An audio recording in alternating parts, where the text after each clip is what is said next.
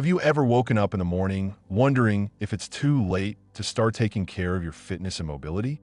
It seems that after 65, and especially as you approach 80, there's no shortage of stereotypes floating around.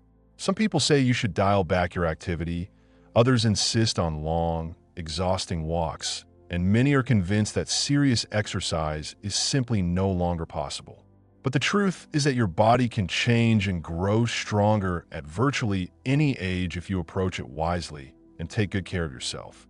And no, you don't have to run for hours or force yourself to do squats with impossibly heavy dumbbells.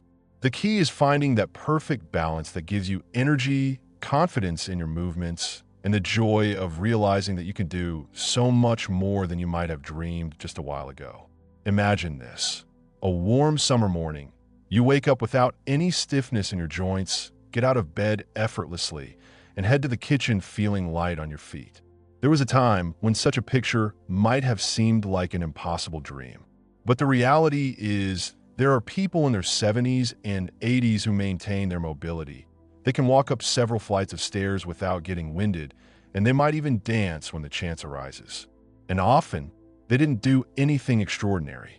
They simply introduced a few basic exercises into their lives gradually, step by step, sometimes quite literally, to keep their muscles, flexibility, and balance in check. In our youth, we rarely think about joint health or about how important it is to maintain balance or gently stretch our muscles. We move naturally and easily without any tension.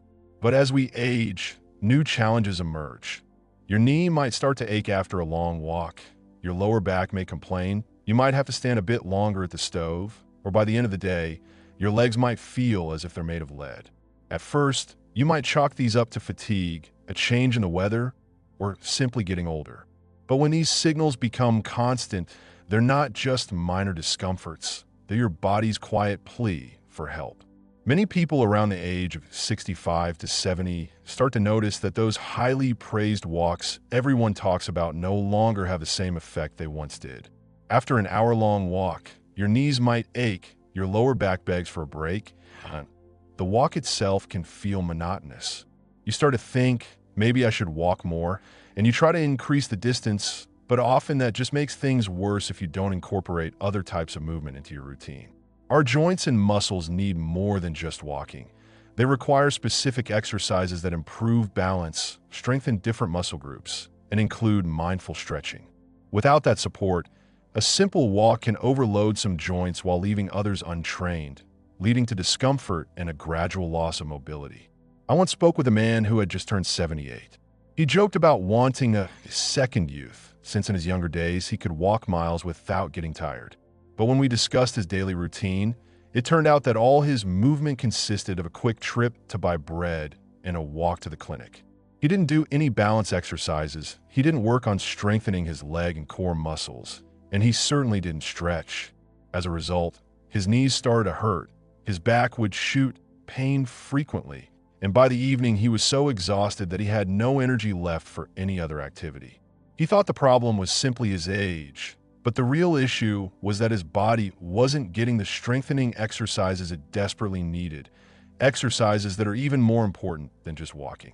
If you recognize yourself in these feelings, believe me, you're far from alone. It's amazing how quickly your well-being can improve when you introduce even a minimal set of strength exercises. And no, I'm not talking about lifting heavy weights or doing hundreds of squats.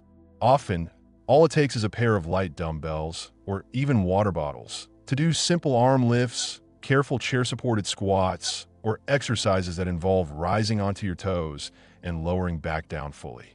These modest exercises can noticeably strengthen your legs, lower back, and even improve your posture in just a few weeks. When your muscles get regular work, they start to support your joints better, reducing the strain on your knees and lower back. Remember one crucial point: don't jump into excessive workouts right away. The key is consistency and gradual progress. Start with 10 to 15 minutes a day, making sure your exercises are intentional, slow, controlled, and done with full awareness of what you're doing. Try to include balance exercises in your routine. Perhaps you've noticed that when you close your eyes, you're not as sure-footed as before. That's normal. Your balance system becomes more fragile if it's not regularly challenged. And balance is what helps prevent falls, which in later life can lead to serious injuries and complications. Simple things like trying to stand on one leg while holding onto a wall or doing gentle heel-to-toe rolls can, over a few months, significantly boost your stability. Even if you try standing on one leg in the kitchen for just 5 to 10 seconds, that's already a step toward better balance.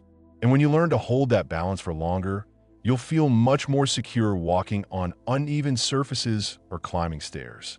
As you get older, you might experience joint discomfort or a feeling of stiffness. But stretching is something we often forget about. Stretching isn't just for gymnasts.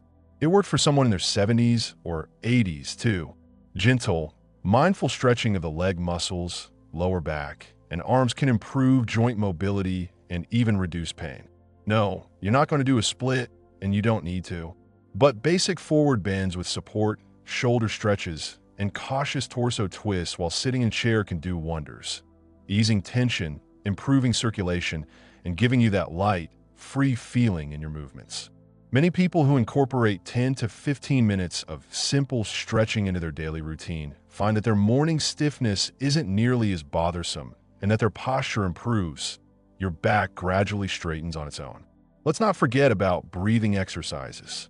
It's not uncommon for those between 65 and 80 to complain of shortness of breath or a feeling of not getting enough air when climbing stairs or even on a modest walk. Often, this isn't just due to cardiovascular issues. It's also because we stop using our lungs to their full capacity. We end up breathing shallowly, not allowing our lungs to expand fully. That means less oxygen, lower stamina, and increased fatigue. But if you add in some simple breathing practices, slow, deep nasal inhales followed by smooth exhalations through the mouth, maybe 5 to 10 repetitions in the morning or evening, over time your lungs will work more efficiently.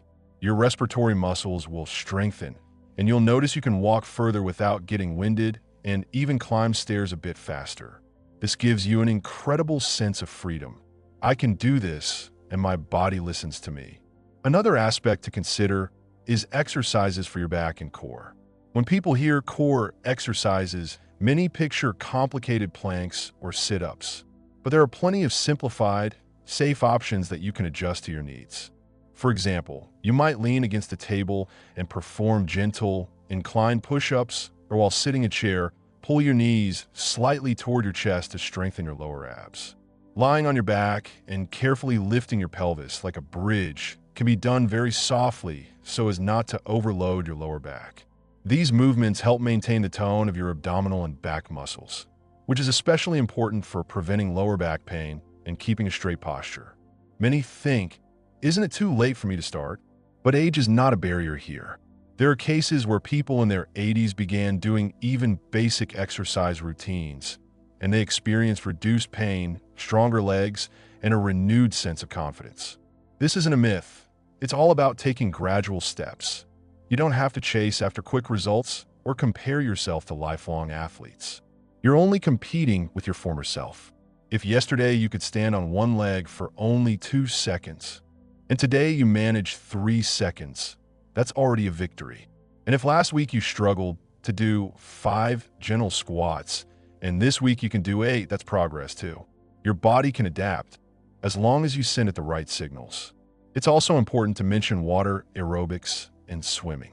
Water is a blessing for your joints because the buoyancy reduces the load, allowing you to perform movements that would be difficult on land. For those with knee pain or excess weight, water exercises could be a real lifesaver, helping work out muscles with minimal risk of injury and with joint comfort. Even simple leg movements, walking along the pool bottom, or light arm swings can engage muscles that might otherwise refuse to work on land, while the resistance of the water minimizes pain and pressure on your knees.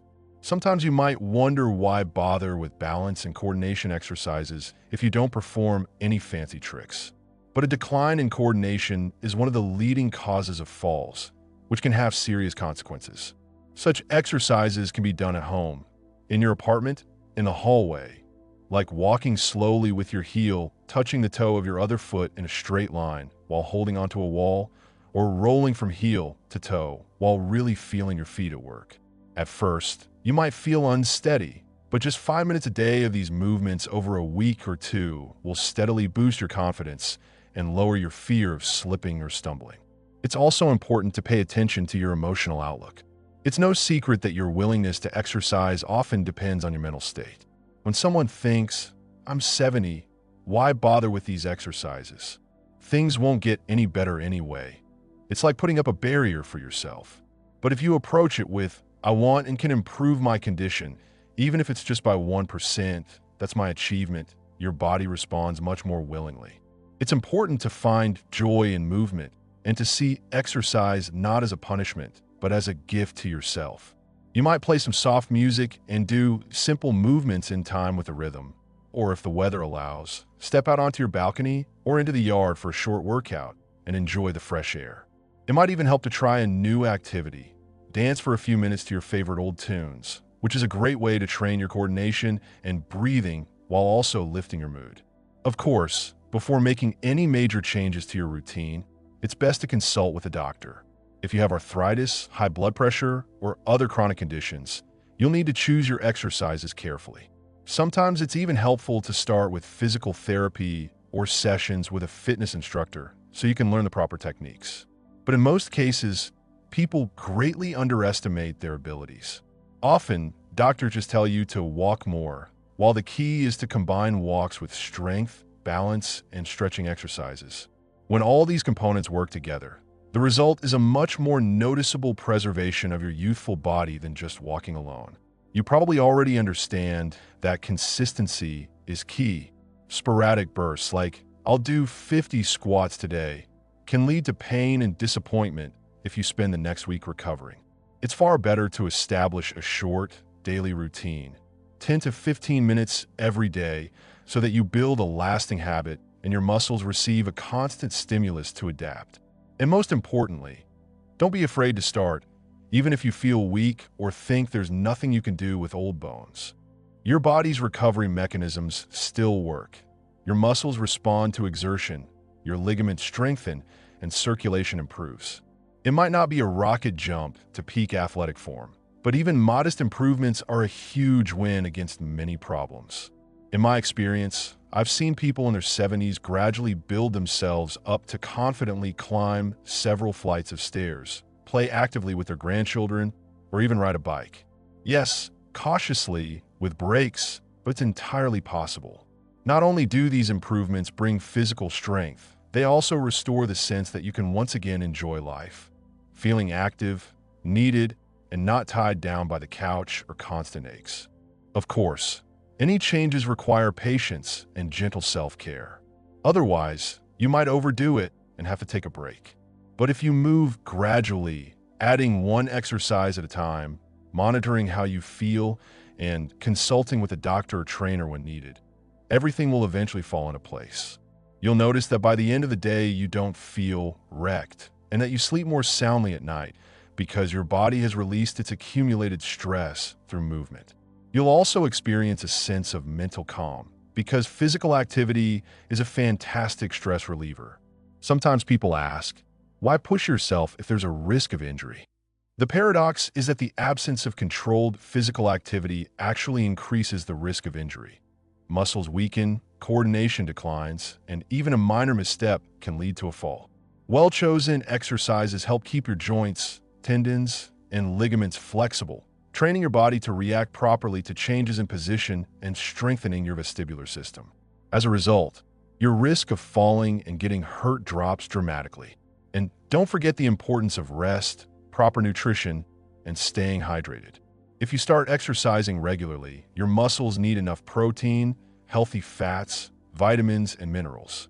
Many older adults don't eat a varied enough diet, which means they miss out on essential nutrients. One simple step is to add more vegetables, fruits, nuts, and fish to your meals. And of course, drink water, since the sense of thirst diminishes with age. When your tissues receive enough moisture and nutrients, recovery after exercise becomes much easier. Perhaps everything I've said sounds overwhelming or difficult. But remember, you don't have to do it all at once. Start with a couple of exercises to get that aha, I can do this feeling. Let it become a small daily ritual. You'll be amazed at how quickly your body shows its gratitude. And with each passing week, you can gradually add new movements.